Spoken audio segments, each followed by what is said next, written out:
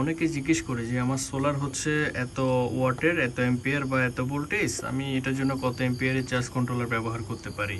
তো আসলে এগুলো নিয়ে অনেকে কনফিউশনে থাকে, আমার সোলার এত, আমি কত এম্পিয়ার চার্জ কন্ট্রোলার ব্যবহার করব। তাদের উদ্দেশ্যে আজকের ভিডিওটি, সম্পূর্ণ ভিডিওটি না টেনে দেখুন, তাহলে বিস্তারিত বুঝতে পারবেন। তো এই যে আমার এটা দেখতেছেন, এটা এখন বর্তমানে 20 এম্পিয়ারের কন্ট্রোলার, আগে ছিল হচ্ছে 10 এম্পিয়ার। আমি মসফেট বাড়িয়ে সুন্দর করে মডিফাই করে এটা এখন 20 এম্পিয়ার করছি। তো আপনাদেরকে একটা প্রাথমিক ধারণা দিয়ে দেই, যারা হচ্ছে 100 ওয়াটের নিচে বা 150 ওয়াটের নিচে কন্ট্রোলার ব্যবহার করেন তাদের জন্য, মানে 150 ওয়াটের নিচে সোলার প্যানেল ব্যবহার করেন তাদের জন্য হচ্ছে 10 এম্পিয়ারের কন্ট্রোলার বেটার, ঠিক আছে।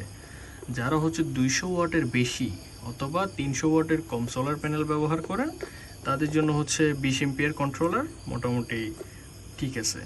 তো এখন গেল হচ্ছে 300 পর্যন্ত, ঠিক আছে। এর পরবর্তী যারা 400 থেকে 600 ওয়াট ব্যবহার করেন, এটা অবশ্যই 12 ভোল্টের বা আপনি 24 ভোল্টও যদি ইউজ করেন তাহলে মানে কন্ট্রোলার সেভাবে হইতে হবে আর কি।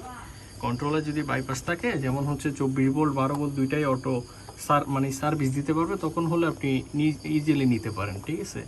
তো যারা 400 থেকে 600 ওয়াট পর্যন্ত সোলার প্যানেল ব্যবহার করেন তাদের জন্য আমি সাজেশন করব আপনারা অবশ্যই 30 এম্পিয়ার একটা কন্ট্রোলার নেবেন, অবশ্যই স্মার্ট কন্ট্রোলার, যেগুলো ভালোভাবে আপনারা বুঝতে পারবেন। আর যারা 600 থেকে 1000 ওয়াট পর্যন্ত মানে লোড দিবেন বা এরকম সোলার প্যানেল ইউজ করবেন তাদের জন্য মিনিমাম 50 থেকে 60 এম্পিয়ার, ঠিক আছে। 50 থেকে 60 এম্পিয়ার কন্ট্রোলার হলে আপনারা সুন্দর একটা ব্যাকআপ পাবেন। একটা জিনিস অলওয়েজ মাথায় রাখবেন, সেটা হলো আপনার সোলার প্যানেল থেকে যদি 100 মানে সোলার প্যানেল থেকে যদি 10 এম্পিয়ার আউটপুট আসে তাহলে আপনাকে অবশ্যই 20 এম্পিয়ার একটা কন্ট্রোলার নিতে হবে। আর আপনার সোলার প্যানেল থেকে যদি মানে ধরেন 25 এম্পিয়ার আউটপুট আসে, আপনাকে অবশ্যই 30 এম্পিয়ার, মানে আপনার যত আউটপুট এর চেয়ে বেশি হিসাব করে আপনাকে অবশ্যই কন্ট্রোলারটা নিতে হবে, ঠিক আছে।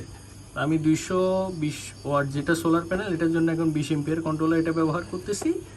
আর 130 ওয়াট সোলার প্যানেল এগুলো সর্বোচ্চ আমাকে 50 ওয়াটের মতো আউটপুট দেয় আর কি, বলতে গেলে মানে 4 থেকে 5 এম্পিয়ার পর্যন্ত আমাকে আউটপুট দেয়। তো এগুলোর জন্য হচ্ছে আমি এই কন্ট্রোলারটা ব্যবহার করি। তো আমি কম্পিউটার রানিং আছে বর্তমানেও, এখন হচ্ছে মোটামুটি ভালো একটা চার্জ এখনও পর্যন্ত আছে। এই হচ্ছে গিয়ে টোটাল অবস্থা আর কি। আশা করি আপনারা পুরো ভিডিওটা বুঝতে পারছেন। ইনশাল্লাহ সামনে আরও ভিডিও আসবে, আপনার কোন সোলার প্যানেলের জন্য কীরকম তার ইউজ করতে পারেন বা ছোটো ফ্যামিলির জন্য কীরকম সেট করতে পারেন, আরও নতুন নতুন ইনশাল্লাহ ভিডিও আসবে। এই ভিডিওটা কেমন লাগলো বা আপনাদের মতামত অবশ্যই শেয়ার করবেন। আর এরকম নিত্য নতুন ভিডিও পেতে আমার টেক অ্যান্ড পাওয়ার ভিডিও পেজটি এবং ইউটিউব চ্যানেলটি সাবস্ক্রাইব করে পাশে থাকবেন। আসসালামু আলাইকুম।